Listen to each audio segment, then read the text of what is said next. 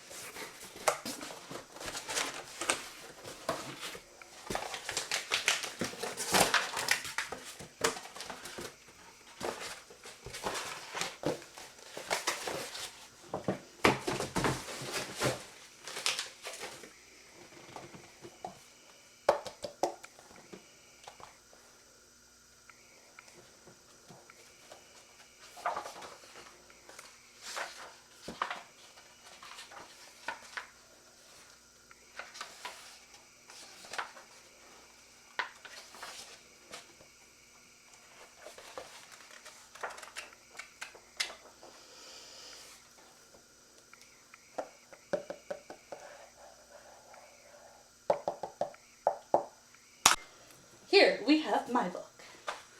Sense of Feeling of Poems and Short Stories. I wanted to see how it looked. Okay, Sophia the Living Doll by the Anna May. Sophia is not my name. Sophia is my name, not Isabella. Dottie Smith, Chapter 1. My name is Sophia Levan King. This is my story of what happened to me. It was 1972, 12 Thursday, around lunchtime. I, Sophia Levan King, was going home for lunch. My mother made green beans, broccoli with cheese, turkey. We sat at the table, drank some milk. I remember this day so well because of what happened after lunch. Yes, I say my name a lot for a good reason, which you will see why later in the story. I was a kid, about 9 years old. While I was eating lunch with my mom, it started raining, not too bad. So I finished my meal, got back on my bike. I wish that I didn't. I, Sophia Levan King, got my purple bike, headed back to school. When I got near Dream Lake Park, there was this big tree with a squirrel living in it. It all had the it all had the initials K and B. I went it under the tree because it was pouring rain, thunder and lightning. I, Sophia Levan King, was scared, but it got worse. These women and men came up to me, put a plastic bag over my head where I couldn't breathe, but not where I could die. Everything went pitch black. The only thing I remember was the sound of the car moving. When I woke up, I was in a big attic. It had a baby crib big enough for me to fit in, alone with a chair cloth. They had doll clothing for me to wear. The only food was baby food, formula. They had doll wigs, blonde with curls, bright red long wig. My hair is light brown. The woman's name is Grace and the man is Jack.